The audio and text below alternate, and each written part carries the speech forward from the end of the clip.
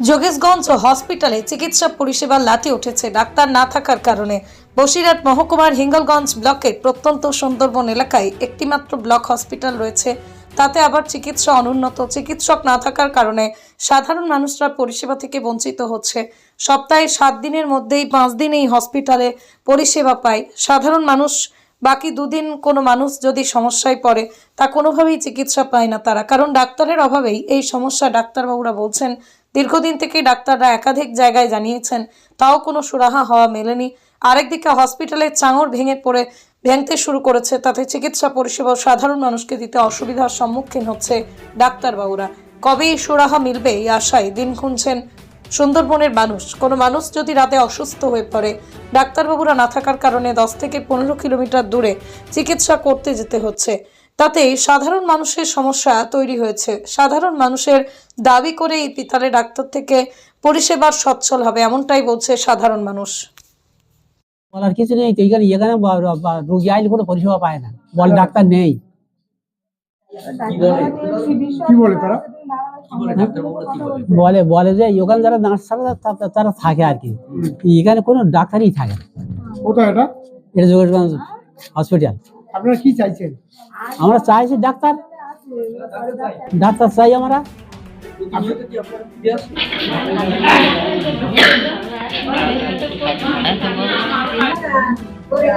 অনেকক্ষণ আছে, হ্যাঁ, অনেকক্ষণ আছে। কিন্তু ডাক্তার নেই এখানে। ডাক্তার দেখছে? ডাক্তার দেখবেন যেরকম পাই সেইরকম ভালো না। আগে ভালো ওষুধপত্র হতো, আর এখন সেই বাড়াবাড়ি ছাড়া কিনতেন না। কি নাম আপনার?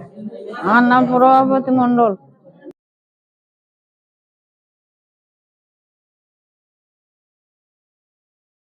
বহুদিন আগে থেকেই আমি কমপ্লেন জমা করেছি অলরেডি অফিসে। আমাদের যে ব্লক যেখানে আছে, ব্লক স্বাস্থ্যকারী যিনি আছেন ওনাকে দেওয়া হয়েছে। সমস্ত কিছু অ্যাপ্লিকেশন জমা দিয়েছি এবং একবার নয় বহুবার অ্যাপ্লিকেশন জমা দেওয়া হয়েছে। সেরকমভাবে কাজ হয়নি, আর হলেও সেরকমভাবে পুরোপুরি কাজ কমপ্লিট করেননি। ঠিক আছে, তো এটা নিয়ে বহুবার অ্যাপ্লিকেশন জমা দেওয়া হয়েছে এবং বলাও হয়েছে। আর ডাক্তারের সমস্যা বরাবরই, স্বপনবাবু যখন ছিলেন তখন আমাদের কোনো অসুবিধা ছিল না।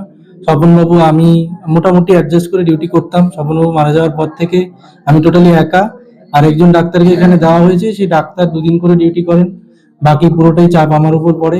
এবারে বাকি 2 দিন ধরুন একটা মানুষ কতক্ষণ ডিউটি করতে পারে, তাই না? টানা যতটা সম্ভব আমার পক্ষে আমি করি, বাকি 1 দিন 2 দিন ফাঁকা চলে যায়। যেহেতু ওই দিক থেকে একজন ডাক্তার এসছে, সে 2 দিন করে ডিউটি করে চলে যাচ্ছে।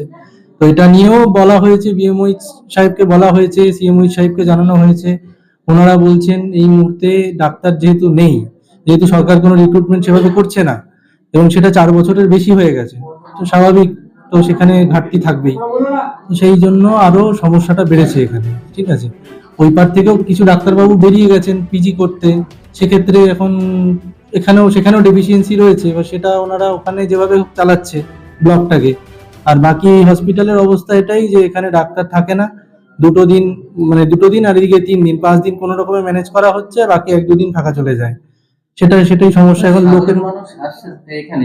সেকদিন এরকম কোনো কেউ বলতে পারবে না যে চিকিৎসা পায়নি বা পাচ্ছে না। আরেকজন যিনি ডাক্তারবাবু আছে তিনিও যথেষ্ট বুদ্ধিমত্তা এবং যথেষ্ট কর্মঠভাবেই কাজ করেন। তিনিও ভালোভাবে ডেডিকেশন নিয়ে কাজ করে সমস্ত কিছু করেন। তো আশা করি এই কয়েকদিনের কোনো কমপ্লেন পাবেন না। এবার বাকি যে 2 দিন টাকা চলে যাচ্ছে সেগুলো তো আমাদের হাত নেই, সেগুলো এখন বিএমওইচ বা সিএমওইচ অফিস থেকে যদি কিছু করেন তাহলে সেক্ষেত্রে দেখো ডাক্তার দিয়ে। আমার অভিযোগ অনেক দিন, এবার একবার করে করিনি, বহুবার করে করা হয়েছে। স্বপনবাবু তো মারা গেছে আগের 1 বছর হয়ে গেল, প্রায় 1 বছর হয়ে গেল। তখন থেকেই বিশেষ করে ক্রাইসিসটা শুরু হয়েছে। আপনার নাম স্যার? আমার নাম ডক্টর সৈকত বিশ্বাস।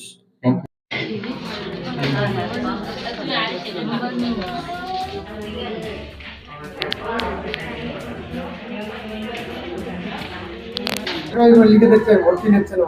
হ্যাঁ, সে তো অবশ্যই, ডাক্তার না থাকলে কি করে হবে? ওই জন্য তো অসুবিধা হচ্ছে। যখন ওই কদিন মানে বৃহস্পতিবার, শুক্রবার, শনিবার, রবিবার, এই 4 দিনে কিভাবে পরিষেবা হবে? হ্যাঁ, অসুবিধা হচ্ছে তো, যথেষ্ট অসুবিধা হচ্ছে। হ্যাঁ, কোন হসপিটাল? এটা যোগেশগঞ্জ স্বাস্থ্য কেন্দ্র। আপনার নাম? আমার নাম অপূর্ব মন্ডল।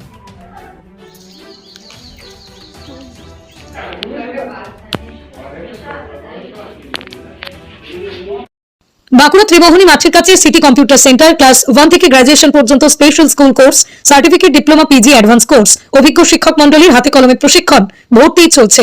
যোগাযোগ 8016238610।